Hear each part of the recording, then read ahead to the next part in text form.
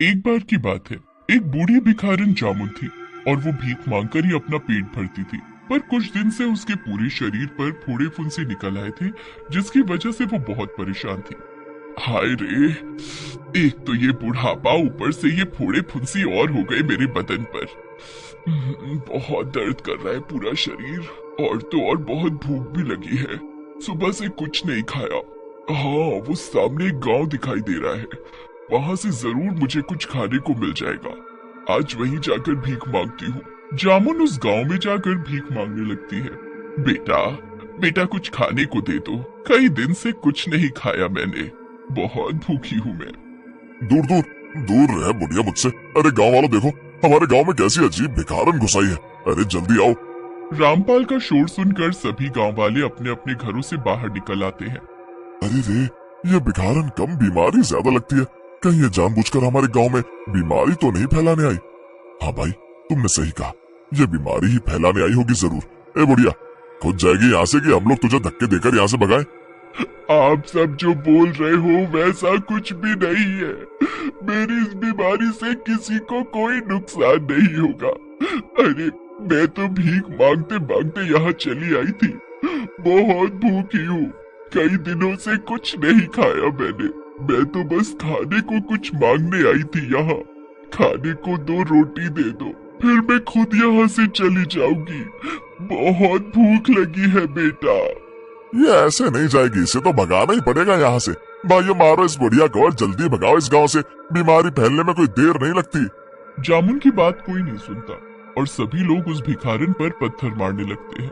पत्थर के मार लगने से भिखारन खूनम खून हो जाती है और अपनी जान बचाकर वहां से भाग जाती है और कुएं के पास लगे एक पेड़ के पास जाकर छिप जाती है। आह, नहीं छोड़ूंगी किसी को, मार डालूंगी सभी को। अरे इसमें मेरी क्या गलती थी? मेरी बस यही तो गलती थी कि मैं गरीब हूँ, लाचार और भूखी हूँ। एक रोटी अगर मुझ बुढ़िया को खिला देते तो क्या चला जाता इनका। भिखारन अपने आप से ही बड़बड़ा रही थी कि तभी चुपके से वहाँ गांव में ही रहने वाले राघव और उसकी पत्नी सुधा आते हैं और भिखारन से धीमी आवाज में बोलते हैं, काकी, हम तुम्हारे लिए ये खाना लाए हैं, तुम इसे खा लो और किसी से कुछ नहीं कहना कि हमने तुम्हें ये खाना दिया है। गांव वालों ने तुम्हें बहुत मारा, हमें ये बिल्कुल भी अच्छा नहीं लगा, पर हम तुम्हें बचाने के लिए कुछ भी नहीं कर सकते थे। पर हाँ, हम तुम्हें खाना जरूर खिला सकते हैं। काकी, अब हमें चलना होगा यहाँ से, अगर किसी ने हमें यहाँ देख लिया तो बहुत गड़बड़ हो जाएगी। सुधा और राघव भिखारन को इतना बोलकर वहाँ से चुपचाप चले जाते हैं और वहाँ भिखारन रोटी को माथे से लगाती है और खाने लगती है। भिखारन को बहुत चोट लगने की वजह से वो वहीं बैठे बैठे ही मर जाती है। पूरे गाँव में भिखारन के मरने की खबर फैल जाती है।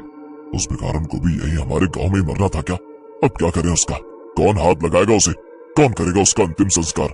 भाइयों, मैं तो कहता हूँ कि इस बुढ़िया को वहीं पड़ा रहने देते हैं। उसकी गंध सूंघते ही जंगली जानवर उसे खुद ब खुद खा जाएंगे। किसी को कोई हाथ लगाने की जरूरत नहीं पड़ेगी।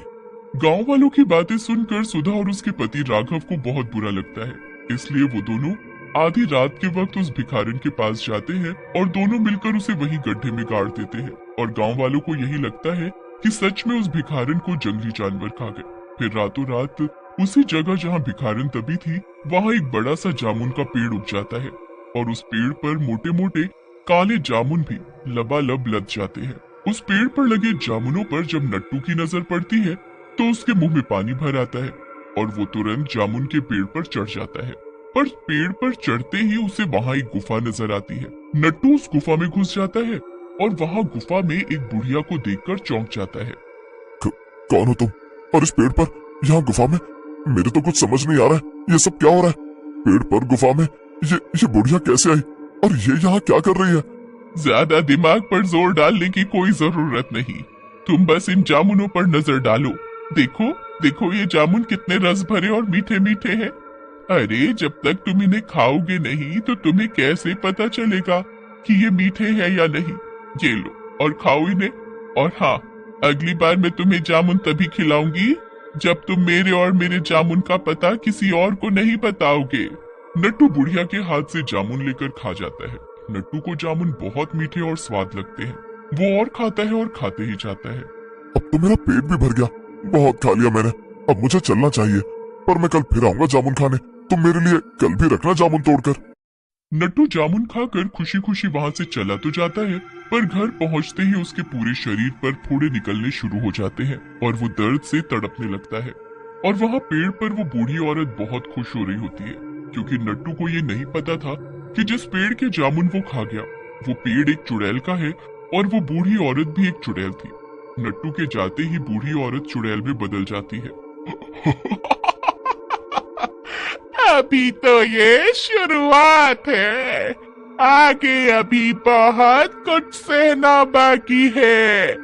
मुझ चुड़ैल से बचकर कोई नहीं जा सकता। आओ आओ मेरे पास आओ और खाओ मेरे ये जहरीले जामुन। चुड़ैल अपने अगले शिकार के लिए ऊपर पेड़ से झांकने लगती है और जैसे ही पेड़ के नीचे से बिरजू जा रहा होता है तो चुड़ैल उसके ऊपर जामुन फेंकने लगती है।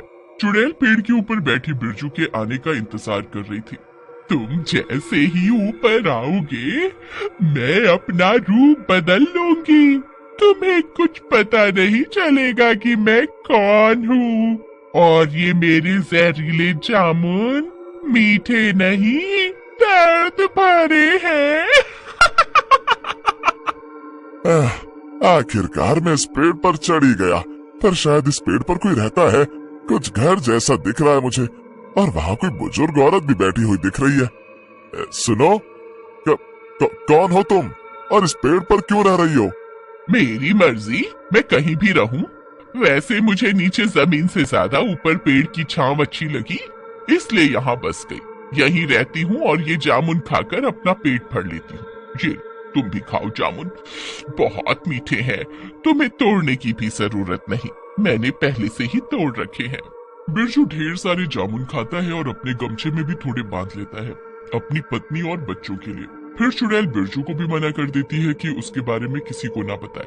घर पहुंचते ही बिरजू अपनी पत्नी रेखा और बच्चों को जामुन खिलाता है, पर तभी अचानक सबके शरीर पर फोड़े निकलने शुरू हो जाते हैं, हाथों पर, मुंह पर, हर जगह। अजी अजी ये क्या हो गया? ओह, ये अचानक मेरे शरीर पर इतने फोड़े कैसे निकल आए? ये तो आपके और बच्चों के शरीर पर भी निकल आए। मेरी तो कुछ समझ नहीं आ रहा कि ये सब क्या हो रहा है। हम सबके शरीर पर एक साथ एक जैसे फोड़े कैसे निकल आए? हमें अभी चलना होगा वैद्य जी के पास, क्योंकि इनमें बहुत खुजली हो रही है। चलो सब जल्दी। बिरजू और उसका परिवार वैद्य के पास पहुंचता है तो वैद्य उन्हें हाथ लगाने से मना कर देता है। छी छी छी, ये सब क्या लगा रखा है तुमने? क्या तुम्हें पता नहीं कि ऐसी बीमारी मैं ठीक नहीं करता? इसे हाथ लगाऊंगा तो मुझे भी ये बीमारी लग जाएगी। वैद्य जी रहम करो, मेरे बच्चों और पत्नी को आप ही ठीक कर सकते हो। हमें कोई अच्छी सी दवा दे दीजिए जिसे खाकर हम ठीक हो जाएं। मैंने बोला ना इस बीमारी की मेरे पास कोई दवा नहीं। तुम सब जाओ यहाँ से। जाते वक्त बिरजू और उसके परिवार को सब घूर घूर कर देखने लगे और बातें बनाने लगे, पर किसी की हिम्मत नहीं हुई कि उनके पास जाए और उनसे उनकी हालत के बारे में पूछे। जामुन वाली चुड़ैल ने एक एक करके सभी गांव के लोगों को अपने जहरीले जामुन खिला दिए और वहाँ गांव के लोग इसे बीमारी समझने लगे। मुझे तो लगता है ये बीमारी एक दूसरे को छूने से हो रही है, पर मेरी ये समझ नहीं आ रहा ये बीमारी आखिर हमारे गांव में आई कहाँ से। तभी वहाँ चुड़ैल अपना रूप बदलकर अपने सिर पर जामुन से भरा टोकरा उठाए आ जाती है और जोर जोर से हंसने लगती है। कितना सुकून मिल रहा है तुम सबको इस हालत में देखकर। बताओ बताओ, अब कैसा महसूस हो रहा है तुम सबको? तभी वहाँ खड़े सभी लोग एक एक करके यही बोलते हैं कि उसने सभी को जामुन खिलाए। तभी उन सबको समझ आ जाता है कि ये सब बूढ़ी औरत की चाल थी और उसने ही उन सबका ये हाल किया है। पर उनके बोलने से पहले ही बूढ़ी औरत चुड़ैल में बदल जाती है। अब समझ आया कि मैं ऐसा क्यों बोल रही थी। एक दिन तुम सबने मुझे एक रोटी के लिए तड़पाया, एक दिन तुम सबने मुझे एक रोटी के लिए तड़पाया और पत्थरों से बहुत मारा, और तुम लोगों से जान बचाकर मैं भाग गई। पर मरने से पहले एक भले पति पत्नी ने मुझे खाना खिलाया, मेरी तकलीफ को समझा। पर सुबह की किरण मेरे नसीब में नहीं थी क्योंकि मैं मर चुकी थी। हम सबको अपनी गलती का एहसास हो गया, इसलिए हम सब तुमसे माफी मांगते हैं और ये वादा भी करते हैं कि कभी भी कोई भूखा हमारे दरवाजे पर आएगा वो भूखा नहीं जाएगा।